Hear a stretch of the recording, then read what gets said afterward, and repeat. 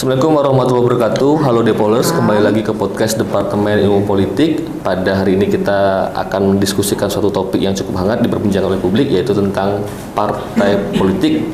Telah hadir narasumber kita yang luar biasa, dosen sekaligus Kepala Departemen Ilmu Politik FISIP UNAN, Bu Rika. Halo Bu Rika. Halo Pak Andik, Assalamualaikum semuanya. Ya, terima kasih Bu Rika sudah datang ke studio kita. Sama-sama.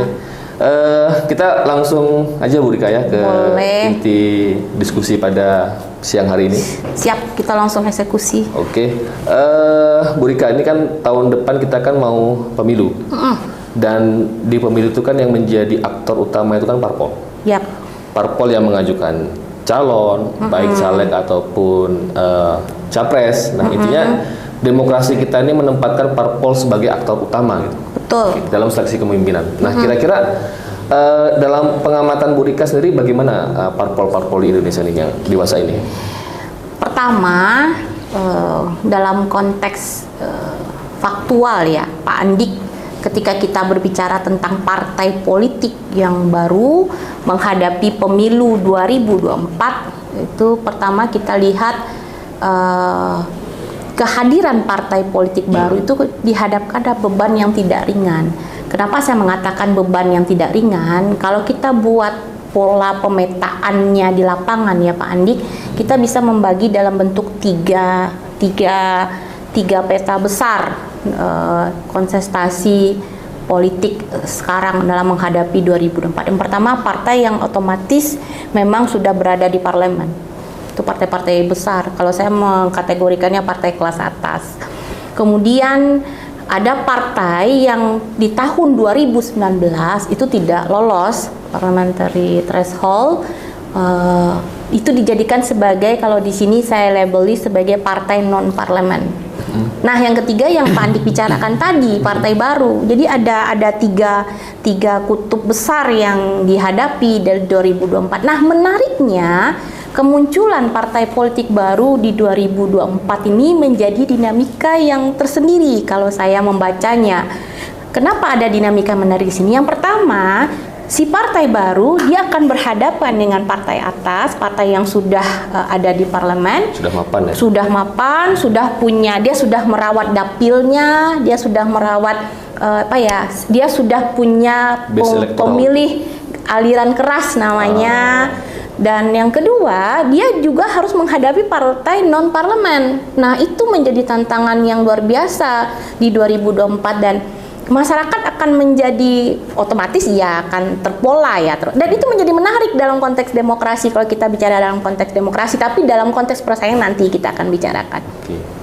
Oke, ini juga nggak kalah menarik ya Bu Rika. Kan dewasa ini kan membuat parpol itu kan sulit. Betul. Parpol itu harus punya secara organisasi, punya kelengkapannya sampai level terendah DPD atau DPC itu ya. Kemudian untuk membiayai juga harus butuh dana yang besar. Bahkan partainya Haritanu itu kan nggak lolos, walaupun dia dapat dukungan support media, tapi nggak lolos parliamentary threshold. Tapi menariknya setiap pemilu itu selalu hadir partai-partai baru, Bu Rika. Itu kalau Bu Rika melihatnya kenapa seperti itu? Dia seperti ini loh Pak Andik. Kalau kita kalau kita bicara dalam konteks negara demokrasi, setelah reformasi lah, semua orang kan ingin mengaktualisasikan keinginannya dalam bentuk hal-hal yang lebih ke positif. Salah satunya ada sebahagian dari kita ingin bagaimana sih sebenarnya membuat satu kelompok masyarakat yang mulai misalnya di organisasi biasa dulu, kemudian baru kita bentuk partai politik. Keinginannya sih sebenarnya sederhana. Yang pertama ingin meramaikan pesta demokrasi. Ada semacam untung-untungan bagi mereka. Kita tidak menyangka dulu misalnya kenapa tiba-tiba ada partai A yang tiba-tiba langsung bombastis. Saya tidak menyebutkan partainya ya. Tiba-tiba dia menjadi secara tidak langsung dia merawat dapilnya di beberapa daerah padahal dia partai baru. Nah, itu kan tergantung dari bagaimana si partai baru ini meyakinkan pemilihnya, itu yang pertama.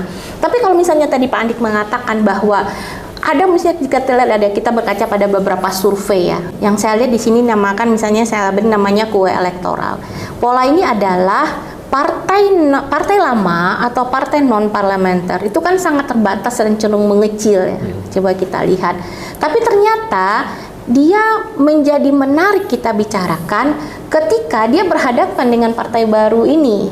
Nah, pertama adalah masyarakat kecenderungan pasti memilih sesuatu yang berbeda dari yang lama. Itu so pasti. Terus yang kedua, kita jangan lupa ya teman-teman dan Pak Andik, bahwa walaupun notabene-nya dia adalah partai baru tapi juga diisi orang lama. Nah, itu menariknya. Jadi istilahnya apa ya? Suguhan baru tapi di dalamnya masih tetap orang lama. Mungkin Pak Andik bisa lihat ada beberapa partai baru yang muncul sekarang tapi juga diisi orang-orang lama juga. Nah, pertanyaan sekarang mungkin bukan seperti itu Pak Andik, tapi apa yang masyarakat menunggu, apa yang ditawarkan menjadi baru dari partai tersebut. Nah, itu yang kita tunggu sekarang. Idenya berarti. Ide, walaupun orang lama yang diisi. Itu yang pertama. Yang kedua menariknya kalau misalnya kita bicara partai non parlemen ya, partai yang tidak lulus parliamentary threshold, misalnya kayak partainya Yusril, PBB, Pak PSI juga. Ya, PSI gitu. Tapi kan kita lihat notabene-nya adalah orang-orang yang berada di dalam partai tersebut adalah orang-orang yang dalam tanda kutip dia besar dengan media yang dia ungkapkan, misalnya dengan isu yang dia bawa, misalnya kayak PSI seperti apa, Partai Bulan Bintang seperti apa, dan masyarakat juga menunggu settingan apa ya, bukan settingan nama, menunggu tampilan menarik juga dari partai tersebut. Jadi istilahnya kalau bicara dalam konteks demokrasi ini menjadi menarik Pak Andik. Tapi kalau kita bicara dalam arti popularitas, akseptabilitas, misalnya penerimaan masyarakat itu nanti akan berbeda. Oke. Berarti ada partai baru, partai lama, dan ceruk suaranya sama. Nah, ini jadi menarik. Kalau partai lama, dia sudah punya electoral base yang jelas, basis masanya. Nah, sementara partai baru, walaupun diisi orang lama, tapi dia belum punya basis elektoralnya. Betul. Nah, kira-kira kalau Bu Rika melihat nih bagaimana peluang eksistensi parpol baru dalam memproduksi ceruk elektoral?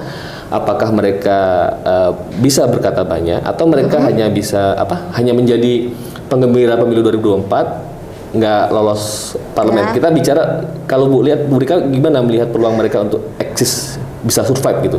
Kalau saya sisi positifnya yang saya baca ya Pak Andik, bahwa apakah itu partai, kita juga tidak bisa langsung membuat sebuah simpulan besar bahwa partai yang sudah established di parlemen otomatis apakah akan mendapatkan simpati masyarakat juga lain soal ya, karena di sini kita ingat ya, kita ada namanya pemilih tradisional teman-teman, Pak Andik, ada namanya pemilih aliran keras ya.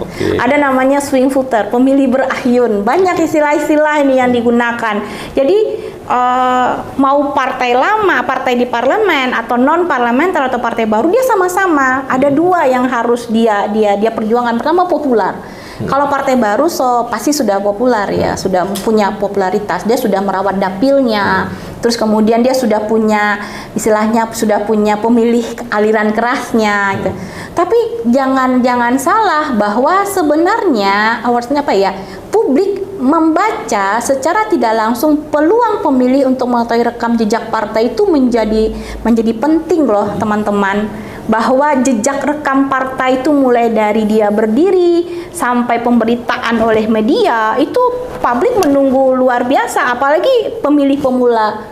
Itu kita harus hati-hati. Jadi istilahnya apa ya, ada sesuatu yang positif yang harusnya yang dia tampilkan kepada masyarakat, tapi kan ternyata kan di lapangan kan berbeda, bertolak belakang. Ada mungkin ingin eksis duluan tapi dalam satu isu atau kasus yang berbeda, tapi tetap sama-sama ingin mencapai popularitas. Yang pertama.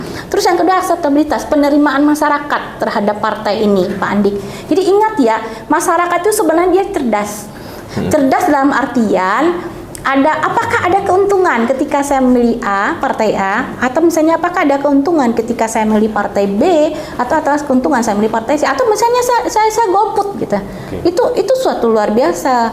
Jadi jangan dinafikan masyarakat ini, terutama pemilih pemula. Nah, itu mungkin yang harus kita hargai di sini ya Pak Andi. Pemilih pemula itu cenderung rekam jejak untuk melihat itu luar biasa. Nah, itu ya? Betul, tapi ini juga PR besar bagi teman-teman di KPU. Mereka kan cenderung sosial media itu ibaratnya sedekat kedipan mata mereka.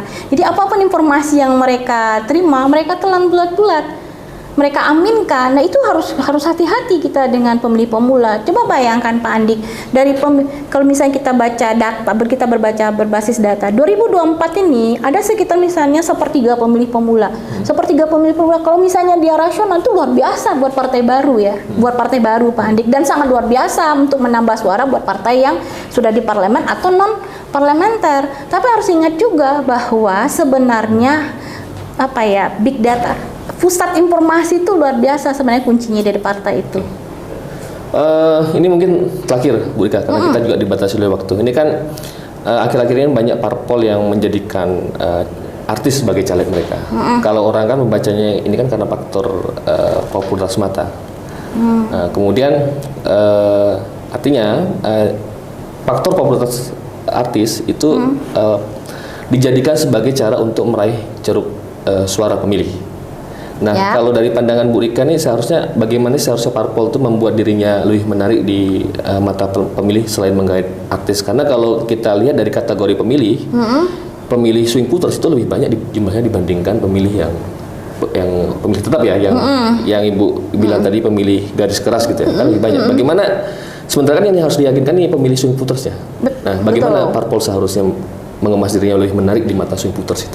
Oke, ketika kita bicara konteks partai politik pasti ada kaderisasi. Kita bicara marketing. Dalam konteks kaderisasi itu, kita bicara pendidikan politik, kita bicara seleksi kepemimpinan. Nah, itu semuanya pasti di dalam partai politik pasti ada. Walaupun misalnya partai politiknya partai massa atau partai kader. Sekarang kita coba tanya, dari sekian banyak partai yang pemilu 2024, mana yang kategori partai kader? Mana yang kategori partai massa? Mereka tidak mengkategorikan mereka seperti itu, Pak Andik. Banyak kok pesohor yang bagus di balik yang sebaliknya. Tapi kita kalau melihat seperti ini, ada namanya istilahnya disrupsi politik namanya, Pak Andik. Jadi disrupsi politik itu kalau misalnya Pak Andik dan teman-teman searching saja, ada teori Clayton namanya, semacam ini biasanya untuk marketing. Ada semacam inovasi yang harus dikembangkan kalau kita bicara politik ya, inovasi yang harus dikembangkan oleh si partai itu sendiri. Terutama kalau kita bicara tentang kaderisasi. Jadi siapapun orang yang masuk ke dalam tubuh partai itu berhak mereka memenuhi tuntutan-tuntutan itu supaya bisa menjadi bagian dari partai. Tapi kita juga bertanya mungkin pemirsa dan Pak Andik, bahwa adakah partai yang misalnya langsung mengklaim dirinya, saya adalah partai kader, saya adalah partai massa, gitu. Enggak akan semudah itu membicarakan seperti itu. Makanya, tapi mereka berbicara dalam hal di belakang itu saya membaca namanya disrupsi politik. Jadi disrupsi politik itu apapun bentuk partai saya, apapun bentuk partai kita, apapun visi misinya, harus ada inovasi di situ. Nah, itu yang pertama. Terus yang kedua adalah ketika berbicara tentang pesohor tadi, kita juga tidak bisa menutup mata ya, Pak Andik, bahwa masyarakat awam lebih percaya dengan pesohor. Jadi istilahnya tiba-tiba datang si A ke dalam partai Z, yang notabene-nya adalah pesohor, masyarakat lebih percaya beliau. Dan ingat ya, peran media massa, jejak digital itu luar biasa. Mungkin Pak Andik bisa lihat banyak kok misalnya artis-artis yang tiba-tiba, misalnya pesohor yang tiba-tiba masuk ke dalam partai dan mereka malah mendulang suara lebih besar dibandingkan dengan yang kader sendiri. Dan itu menjadi hal yang bagi saya membacanya adalah satu tantangan juga. Semacam kritik untuk parpol juga berarti? Betul, seperti itu juga. Tapi ingat ya, mungkin Pak Andik pernah baca nggak misalnya Arno, gubernur Arizona ya? Oh, yang dulu main artis dulu Hollywood. Iya, ketika saya baca di satu majalah ya, ketika dia menang menjadi gubernur, apa ucapan pertama kali yang dia ucapkan? Dia tidak mengucapkan terima kasih kepada partai, tapi terima kasih kepada pemilih, terima kasih kepada media yang sudah membesarkan saya, dan notabene-nya adalah media. Nah, itu dia, itu tantangan terbesar. Nah, jadi kalau kita melihat Pak Andik bahwa banyak pesohor yang bagus sebenarnya bisa memanfaatkan ini untuk membesarkan partai yang menjadi bagian dari dirinya. Banyak juga mungkin sebaliknya. Berarti intinya ada di inovasi partai politik untuk menjadikan partai itu menarik di mata pemilih. Iya, itu yang disrupsi politik tadi. Misalnya ada inovasi, siapapun partainya, bagaimana bentuknya, apakah dia di parlemen, non parlemen, dan partai baru, ada disrupsi politik di situ yang saya baca. Oke, Dan itu tantangannya. Oke, terima kasih Bu Rika. Sangat menarik diskusi pada siang hari ini karena kita dibatasi oleh waktu. Mungkin cukup sekian diskusi kita pada pagi hari ini. Bagi stakeholders yang ingin menyampaikan apa yang ingin dibahas bisa dituliskan di kolom komentar. Jangan lupa like dan juga subscribe video kita. Terima kasih. Assalamualaikum. Terima kasih. Assalamualaikum.